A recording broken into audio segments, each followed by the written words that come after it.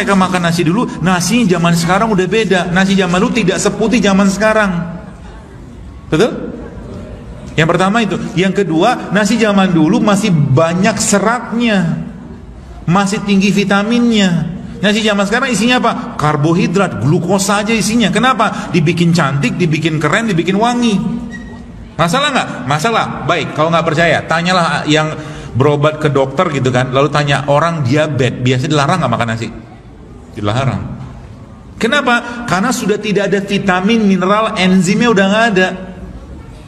Ya, maka kalau Anda mau makan, berarti kami nggak boleh makan nasi lagi. Cari nasi yang masih banyak itu. Ya, masih banyak apa? Masih banyak seratnya. Contohnya apa? Contohnya beras kuning kayak begini nih. Atau kita nyebutnya beras pecah kulit. Ya, kalau Anda mau lebih simpel lagi, ganti aja pakai beras merah atau beras hitam. Kalau seandainya Anda masih pengen juga makan nasi, ya, atau mungkin nggak ketemu ini semua, ya nggak usah makan nasi, insya Allah aman-aman aja, nggak masalah. Bagaimana caranya untuk mengurangi nasi? Sebelum Anda makan nasi, Anda minum air dulu banyak-banyak. Nanti nggak jadi makan nasinya. Habis minum, jadi kemarin ada tanya tuh, dok, minum yang terbaik itu kapan? Minum yang terbaik adalah minum sebelum makan. Jangan minum waktu makan. Jadi kalau Anda makan gitu kan, makan terus, biarin sampai selesai makanannya. Selesai makan ngapain? Nggak usah minum dulu. Kalau keselak gimana? Kecepatan makannya. Ngunyahnya nggak. Kalau Anda ngunyah perlahan pasti baik. Tenang aja. Ya. Tapi kalau ngunyahnya cepat, pasti bisa dipastikan apa? Bisa dipastikan akan keselak. Berapa lama makan? Jadi saya sendiri memang biasakan minum kalau habis makan itu rata-rata setengah jam, bahkan 1 jam setelah makan baru saya minum. Supaya apa? Supaya yang masuk terserap dengan sempurna. Apalagi minum waktu makan itu saya larang banget kalau minum waktu makan itu. Jangan deh. Bingung badannya. Lagi asik-asik ngunyah, ada lipase, ada amilase, ada macam-macam protease. Kan setiap satu bahan yang Anda makan, maka tubuh mengeluarkan enzim di mulut ini. Makanya makan terbaik itu apa? Sederhana. Jangan sekali masuk itu berbagai macam makanan masuk.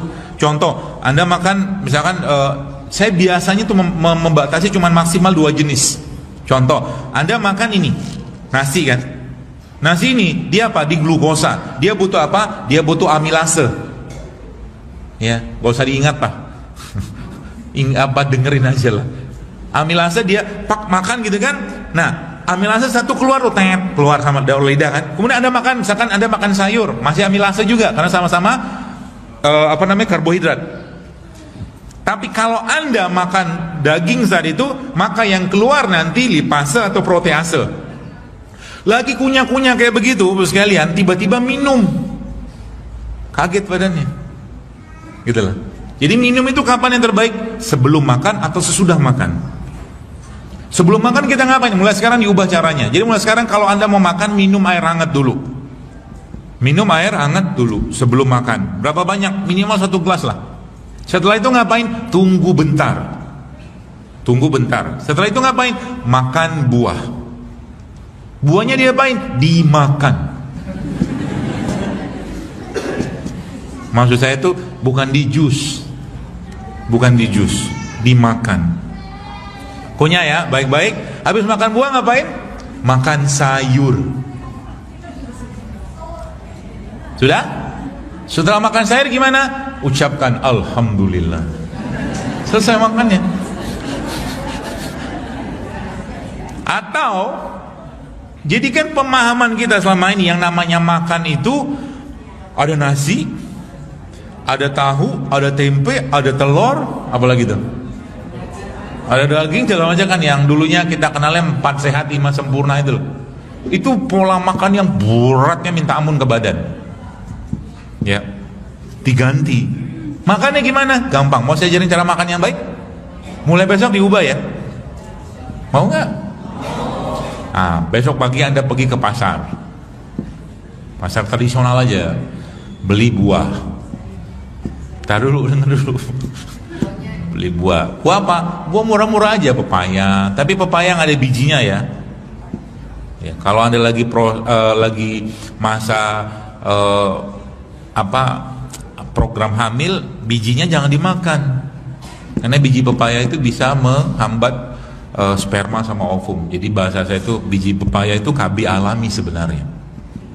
Nggak tahu kan? Saya nggak mau ngomong. Saya maunya Anda banyak anak. Kenapa? Karena Nabi banggakan wanita-wanita di depan para nabi dan para malaikat yang mempunyai zuriat yang banyak. Masya Allah. Jadi kalau Anda mau, ini kan beberapa saya lihat sini tampang-tampangnya masih belum nikah, jomblo. Emang kelihatan belum nikah? Kelihatan, Bu. Orang sudah nikah mah udah belum nikah tuh kelihatan mukanya. Orang penyakitan itu kelihatan juga. Wajah kita cerminan isi perut. Wajah kita cerminan isi perut. Jadi mau kata makan gorengan, cilok, cireng di kegelapan malam, ya, tenang aja. Pasti akan tetap tampak di badannya. Apa yang kita makan di kesendirian dan kesunyian akan kita tunjukkan hasilnya di keramaian. Paham maksudnya? Jadi, Pak, saya makan sayur, Pak, tiap hari. Jalan gelimbir-gelimbir gitu kan, lemaknya gitu kan di kanan kiri pinggang, itu macam mana dia makan sayur? Seminggu sekali kali dia makan sayur. Jadi jangan, saya bisa ngelihat, bahkan mau meninggal pun saya tahu. Kapannya saya nggak tahu. Tadi mau meninggal saya tahu. Ini orang, maksudnya bukan klinik ya, bukan. Wajah kita itu bisa menandakan isi organ dalam badan kita loh. Wajah. Jadi kalau depan saya itu jangan bohong-bohongan. Yang ngerokok saya tahu, yang gorengan banyak saya tahu. Kelihatan bibir kita, ini kita, ini kita, ini kita, ini kita, kelihatan semua. Cie, jangan nunduk-nunduk gitulah. Bahkan tulangnya bengkok aja kelihatan dari senyuman. Serius. Jangan dia naik sedikit gitu kan, bengkok tulangnya. Kecuali stroke ya. Kecuali stroke. Dari belakang bahunya kita udah kelihatan. Bahkan kelingking kita ini bisa menandakan tulang belakang. Tubuh kita ada cerminan badan kita. Terus kalau saya hidungnya pesek gimana? Itu udah nasib, itu nggak usah diubah. Tenang aja. Kalau panjang tenang aja. Sudah kayak begitu, udah dari sono kayak begitu, nggak usah dibahas. Nanti kalau hidungnya nggak panjang, ketemu laki-laki yang suka hidung nggak panjang, tenang aja. Nggak semua juga suka yang panjang-panjang hidungnya misalnya. Baik, sampai mana tadi? Sampai nasi. Ya. Jadi kata kuncinya apa? Kata kuncinya mulai sekarang, Bu sekalian, ini yang saya mau share, mudah-mudahan ada di sini. Saya pernah share tadi pagi di IG tentang namanya diet Abasa. Diet Abasa. Abasa wa tawalla an ja'ahul a'ma. Wa ma yudrika law yazakka aw yazakkaru fa'atan fa'uzikru, seterusnya lah. Ada di situ bahasanya, di belakang-belakangnya itu ada kata-kata wa zaituna wa nakhla wa hadaiqa gulba wa habba ya gitu. Ada biji-bijian, ada zaitun gitu kan. Nah, makanya konsep diet Al-Quran itu adalah Anda atau kita sebenarnya kalau Anda mau sehat mulai sekarang, maka makalah buah dan sayur lebih banyak. Murah nggak? Murah kok. Apalagi Anda sudah mulai bisa nanam sendiri di rumah. Ya. Kenapa baik? Anda perhatikan harimau. Harimau itu giginya berapa? Saya juga nggak tahu, tenang aja. Harimau itu giginya taring kan? Betul? Taring semua loh. Gigi harimau itu taring semua. Makanya dia makannya apa? Daging kan? Makan koyak-koyak sama di dagingnya. Ada harimau pernah makan pecel atau karedok atau gado-gado? Nggak ada. Artinya harimau tuh nggak ada sih, setahun sekali katanya. Di hutan itu ada satu rumput, guru saya pernah cerita dulu. Jadi di hutan itu ada satu rumput namanya rumput harimau, kata dia. Jadi setiap 1 tahun sekali harimau tuh ngedetok makan itu, kata dia. Tetap mereka ada itunya, ada makan sayurnya. Nah, makanya kalau kita bahas manusia, maka manusia giginya ada berapa? 32 yang masih lengkap.